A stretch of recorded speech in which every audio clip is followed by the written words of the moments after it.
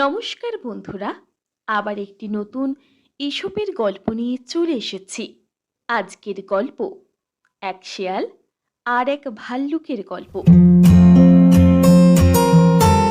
এক সময় এক বনে এক ভাল্লুক আর এক শেয়াল পাশাপাশি বাস করত।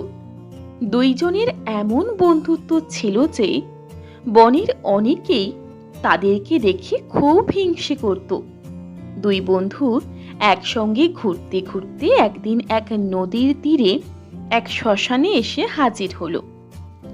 আগের দিন কাছেই কোনো গ্রামের লোকেরা তাদের এক আত্মীয়দের মৃতদেহ সৎকার করতে এসেছিল সেই নদীর ধারে। এমন সময় প্রচণ্ড ঝড় বৃষ্টি আসায় মৃতদেহটি আধ পোড়া অবস্থায় ফেলে রেখে তারা পালিয়ে গিয়েছে। শেয়াল ওই মৃতদেহটা দেখে খুশি হয়ে ভাল্লুককে বলল, আহা, আজ কার মুখ দেখে উঠেছিলাম! ওহ, দেখেছো কি হিষ্ট পুষ্ট মানুষের দেহ! চলো চলো, আমরা গিয়ে এক্ষুনি ওটা খাই।